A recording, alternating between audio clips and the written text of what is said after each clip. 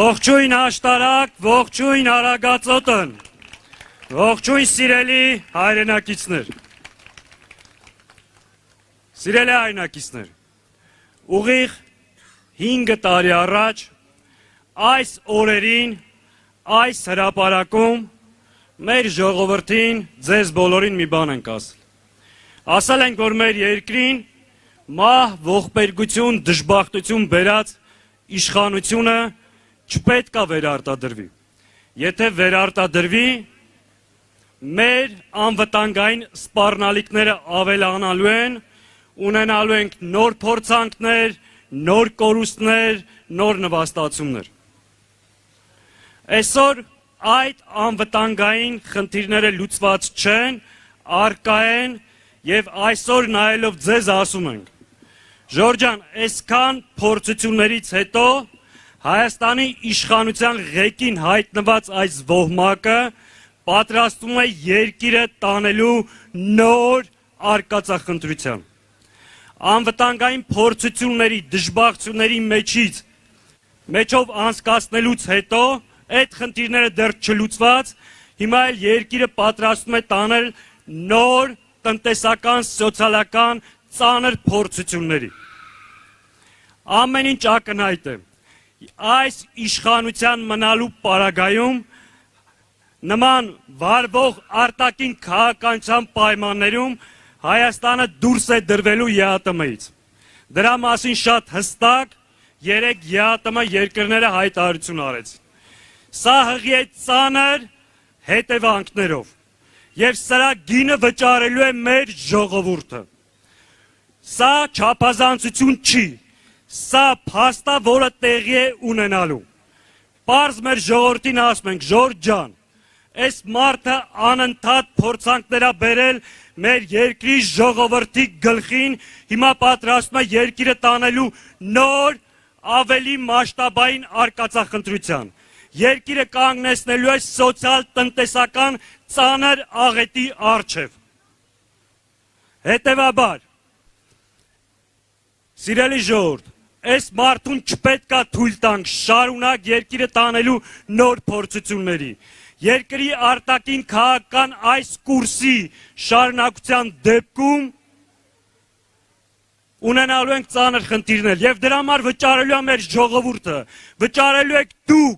դուք եք այդ զրկանքները կրելու, այլ ոչ թե այս խմբակը։ Սրա արդյունքում 2-ից 3 անգամ ավելի բարձր գազի գին եք վճարելու։ Գյուղատնտեսական ապրանքները այլևս չեն կարողանալու իրացնել։ Փակվելու են այդ շուկաները մեր առջև։ Հանուն ինչի? Հանուն սրա վարած անկայուն խեղկատակ քաղաքականության։ Ժորժան, ինքը իրականում երկիրը կանգնացրել է իր վարած արտաքին քաղաքականության արդյունքում հետևյալ խնդրի առջև։ Գնացել է Մոսկվա մի բան ասե, Բրյուսելում մեկ այլ բան, Վաշինգտոնում մի ուրիշ բան, Անկարայի եւ Բաքվի հետ լրիվ ուրիշ բան է բանակցը։ Արդյունքում եկել է պահը, որ յուրաքանչյուրը պահանջում է իրեն տրված խոստումի կատարումը։ Արդյունքում Նիկոլ Փաշինյանը ստացել է աշխարհաքաղաքական ճողվածք եւ երկիրը կանգնացրել ծանր մարտահրավերի առջև։ Այս խնդիրը կարա լուծվի, եթե հունիսի 7-ին դուք սրան մերժեք եւ միասին կարողանանք վռնդել։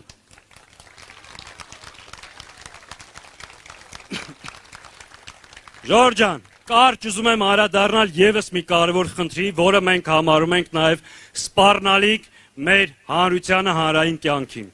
Նիկոլ Փաշինյանը, որ բոլոր ոլորտներում ձախողել է, իր կառավարման տարիներ, իր հետագիծը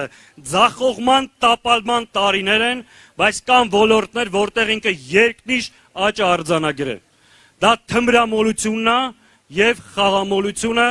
ու հանցագործությունների աճը։ Ժորժ, սրա կառավարման տարիներին խաղամոլությունը մեր երկրում 20 անգամ աճել է։ Այս տարի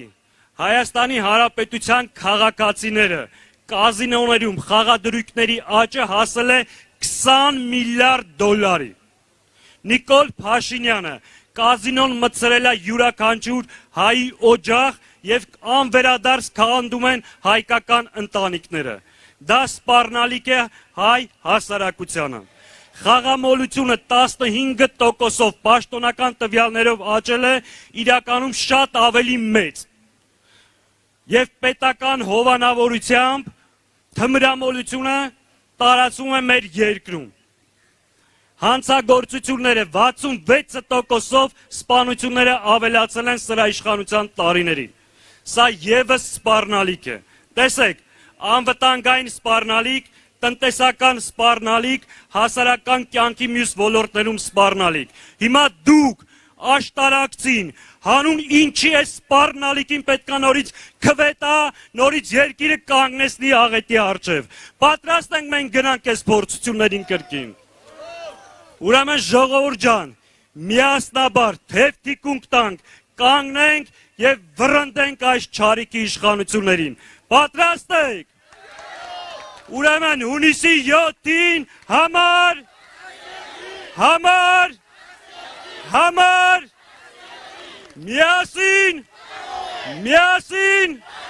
միասին վստահ եք կարող ենք ու անելու ենք։